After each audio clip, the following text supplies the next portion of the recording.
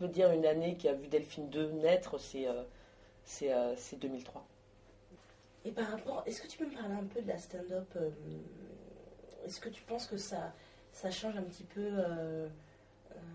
est-ce que selon toi, au niveau de la scène humoristique parisienne et en France en général, est-ce que tu as l'impression que la stand-up va apporter quelque chose en plus, ne serait-ce que par le fait qu'il y ait de plus en plus de gens qui se lancent dans ce métier-là, qu'il y ait de plus en plus de salles qui ouvrent leurs portes à des artistes.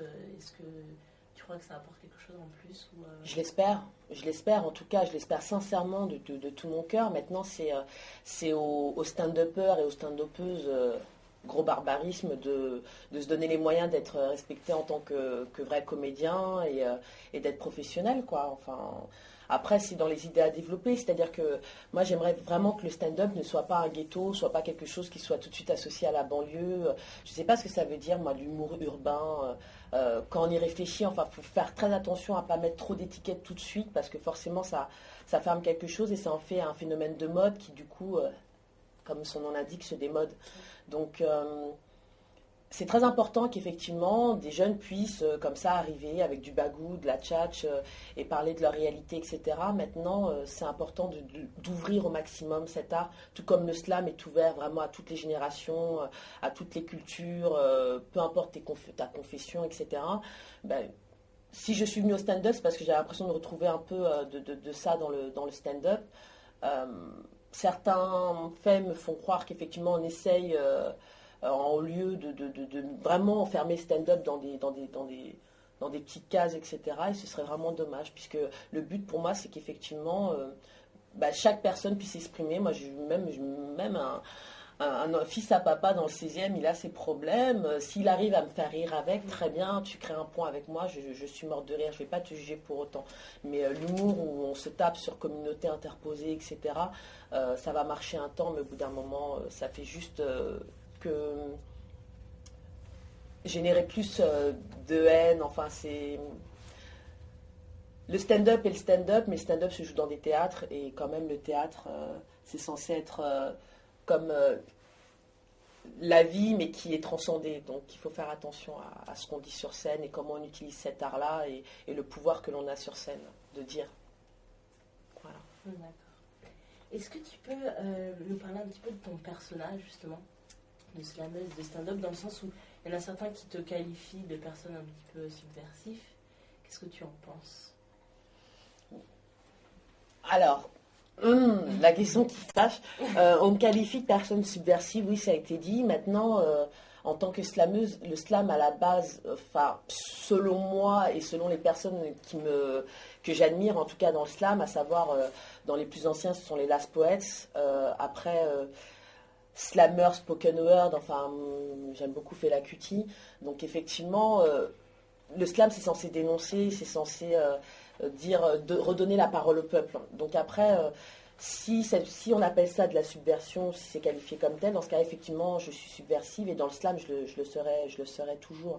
À partir du moment où je serai mielleuse et, euh, et qu'on et limite on attendra mes propos dans le slam que ce sera trop trop trop trop doux. Enfin, ça voudra dire qu'il faut que j'arrête de slammer parce que ça peut paraître niais de dire ça, mais je supporte pas l'injustice, quoi. Et je veux dire, le jour où je pourrais me dire, ah, c'est bon, il n'y a plus d'injustice dans le monde, enfin, je sais pas, ce sera pas sur cette terre, malheureusement. Quand je vois, par exemple, un de mes slams comme Couleur, que j'ai écrit en 2003, aujourd'hui on est en 2007, et qu'il n'a pas pris une ride, moi, c'est quelque chose qui me fait mal. Donc oui, je resterai subversive, effectivement, tant que des choses qui sont censées changer ne changeront pas. Et c'est vrai que même au niveau du stand-up, je trouve ça intéressant avec humour de dénoncer par exemple la malédiction de Cam, quoi, parce que c'est quelque chose, je veux dire, le nombre de Noirs qui croient, qui sont catholiques, etc., et qui pensent être maudits, enfin je veux dire, c'est quand même une réalité.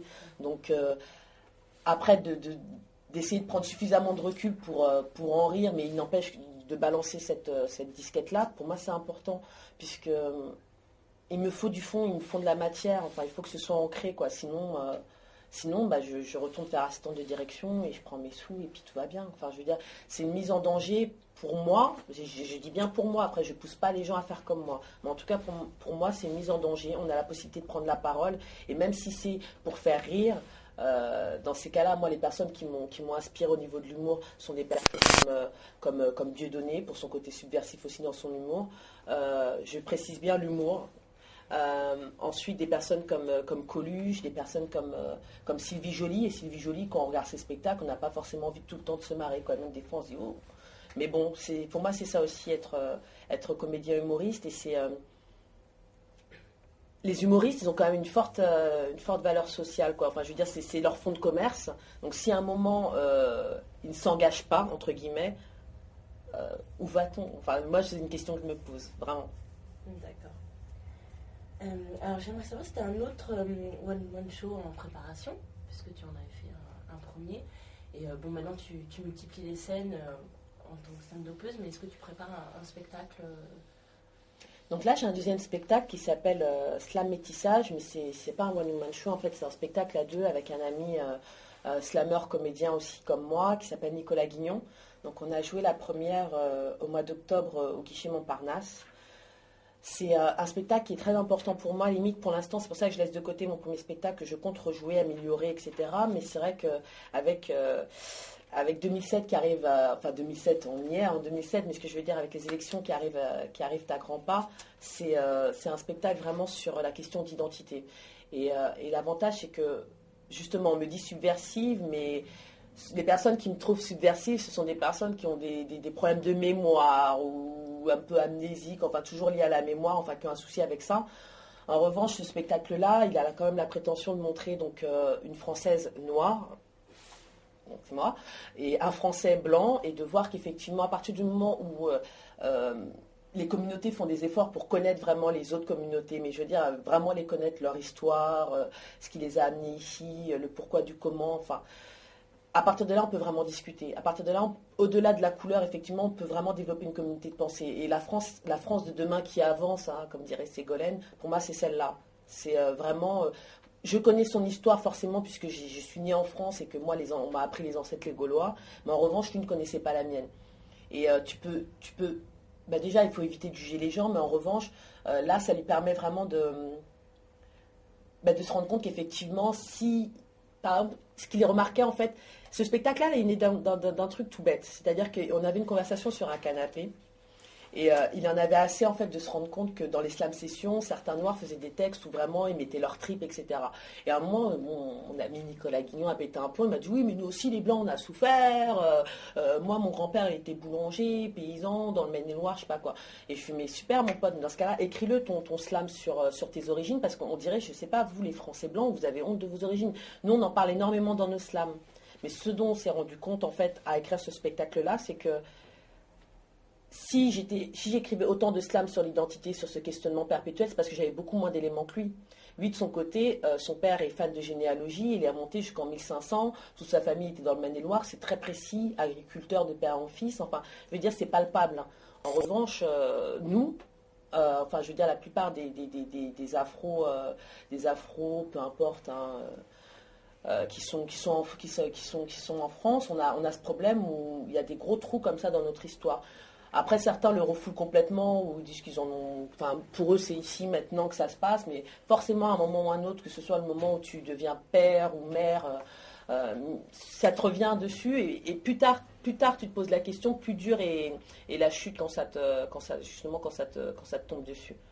Donc, c'est vraiment de montrer que ce questionnement qu'on a eu à deux, on l'a retransposé sur la scène, c'est-à-dire que lui parle de lui, je parle de moi, et ça crée une connexion qui fait qu'effectivement on se connaît de manière réciproque et égale. Et du coup, c'est pas un jugement. Et mes slams passent beaucoup plus facilement, du coup, accompagné de Nicolas, parce qu'effectivement, c'est comme si, entre guillemets, je montrais pas de blanche. Alors, ce que j'aimerais savoir, c'est, on va pas te demander pour qui tu vas voter, mais pour qui est-ce que tu es sûr de ne pas voter?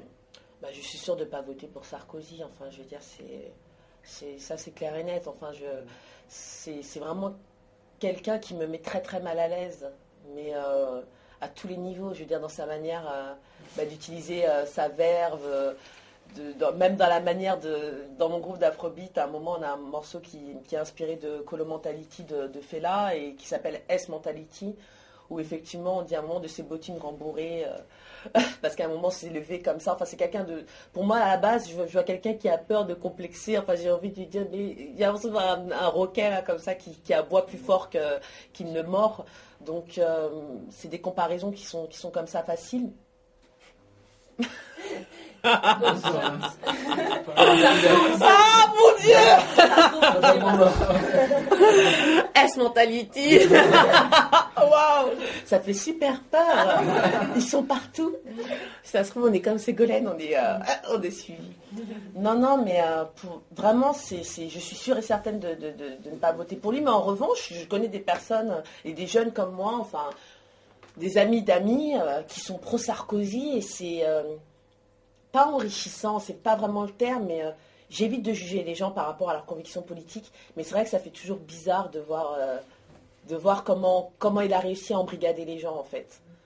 Et souvent, enfin, ces personnes-là sont des personnes qui sont bien installées professionnellement et qui, du coup, c'est non, il faut qu'on garde notre argent. Enfin, c'est un rapport toujours lié à l'argent. Maintenant, je trouve ça triste de se dire, j'ai de l'argent, je vote Sarkozy, je suis pauvre, je vote à gauche. Enfin, c'est pas aussi manichéen que ça.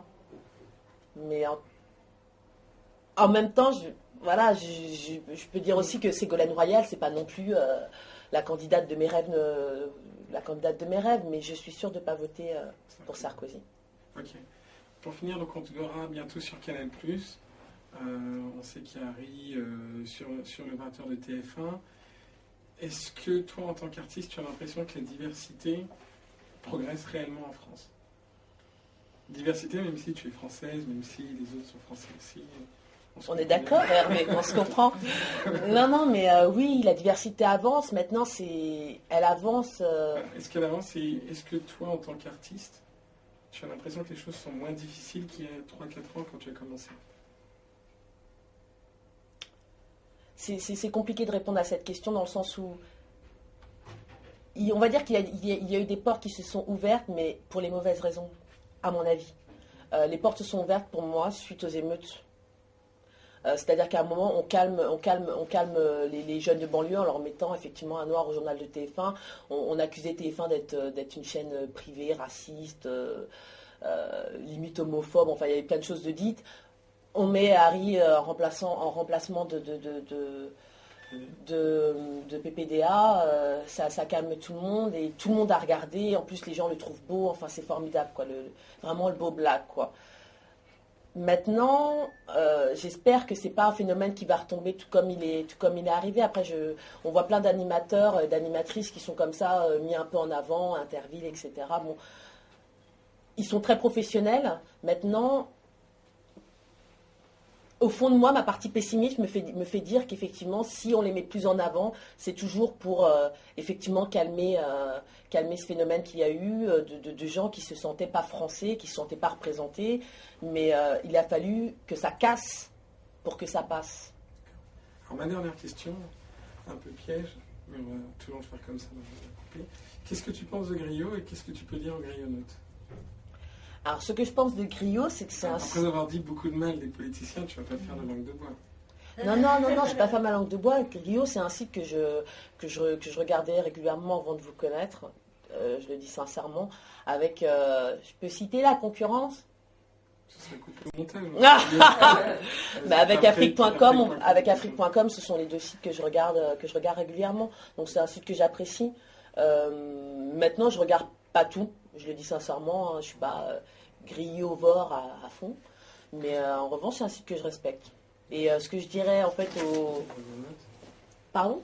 Et un mot pour les grionautes? Et un mot pour les grionautes, c'est continuer à regarder Griot et surtout soutenir les artistes qui sont mis en avant dans Griot, puisque ce sont des artistes qui, pour l'instant, n'ont pas beaucoup d'autres moyens de se faire connaître. Donc, vraiment, rendez-vous dans les spectacles, les pubs qui sont faites, dans les assemblées, etc. Parce que vous risquez d'être agréablement surpris. Voilà. Eh bien, merci Delphine et à une prochaine fois. Merci Aïssatou, à une prochaine fois.